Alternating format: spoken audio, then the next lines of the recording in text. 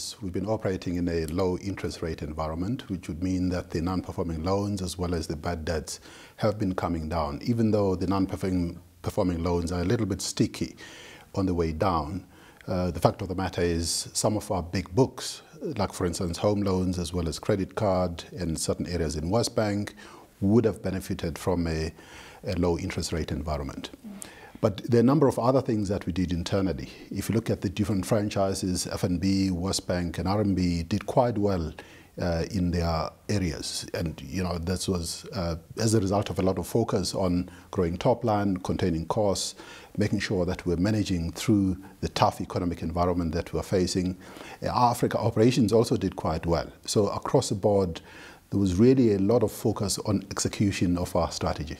With regards to cost to income, we're seeing it around 55.4 from 55 previously. And when you look at it during the peak or, a few years ago, you were closer to 50 at one point. Are those days over? Could you get your cost to income ratio to that level once again?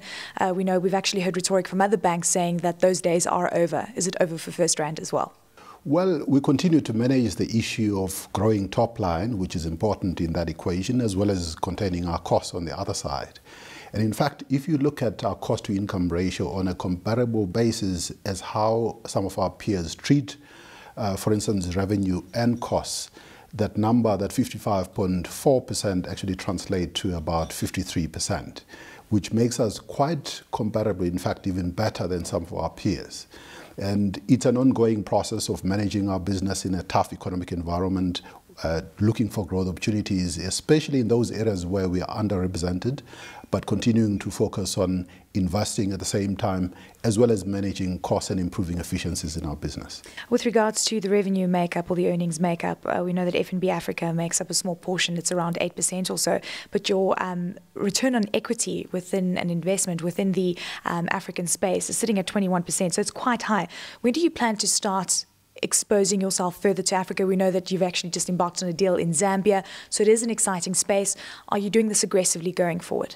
We are very focused on protecting our returns and therefore our return on equity. So whilst we continue to pursue growth opportunities, and right now we're involved and looking at opportunities in at least 6 countries in Africa, we'll do so quite incrementally in a manner that does not put too much pressure on our return on equity. And we're looking at opportunities, as you mentioned. You've just concluded a transaction in Zambia. We're growing our franchise in Tanzania.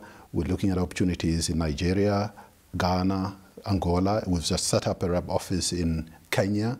So all these countries are quite important. And if you look at the IMF growth prospects in Africa, those countries would be represented in the upper end of the growth trajectory for the continent. South Africa also making a very large chunk at this point in time and the biggest contributor to the earnings scenario.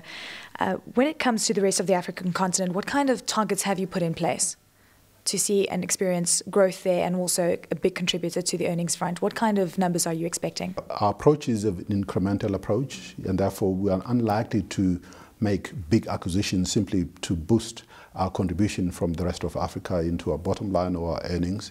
We'll look at those countries that I mentioned earlier, but we have to be careful as we execute our strategy that we're not putting too much dilution on our ROEs. So it's an incremental approach. It requires a lot of patience and execution and discipline. Of course, you sold Momentum and Outsurance, resulting in a special dividend of around 70 cents a share. Your dividend is up around 27%.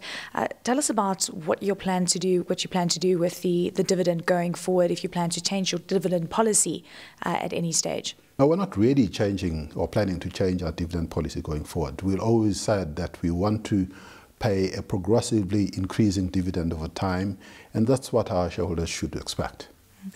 With regards to the interest rate environment, a repo rate of around 5.5%, we know that it's at 30-year lows. We're possibly pricing in a possible interest rate cut. This is what the market is talking about. What kind of scenario do you foresee playing out? Because we still have a credit scenario in the country where it's very subdued, and we're seeing it only grow around 6% and very far away from the heydays where we actually saw the credit scenario at about 15%, double-digit growth. Right. We do agree and recognize the fact that even though the interest rates are low and there may even be a chance of another cut in interest rates in the coming period, growth is still going to remain quite low, mainly because the macroeconomic environment remains tough. Some of our trading partners as a country, are under a lot of stress, especially when it comes to Europe. And that means that we have to continue to manage the business by focusing on those areas, particularly for FirstRand, where we are underrepresented, by managing our costs, by growing our advances and our loans book in a manner that doesn't put too much risk on our books. With regards to WesBank, we saw profit before tax increasing by 96%, and we know that makes up around 17% or 16% of earnings. Give us an indication of your concerns, if there are any, with regards to WesBank and car finance, because vehicle sales are starting to slow slightly and we're still seeing a scenario where the consumer is under pressure in the country. Do you think that you can maintain these kind of levels going forward? WesBank is a great franchise, and we are really quite good when it comes to leveraging off the alliances that we have with most of the motor vehicle manufacturers, being represented on the dealer floors, finding new ways to improve efficiencies in the business. And therefore, I'm quite confident that WesBank will continue to perform quite well. Clearly, they do benefit from the low interest rate environment because non-performing loans and impairments are clearly trending downwards, and we think that will continue. Let's touch on F&B for a moment, and we know that you've also been embarking on banking the unbanked. It's been one of your mottos.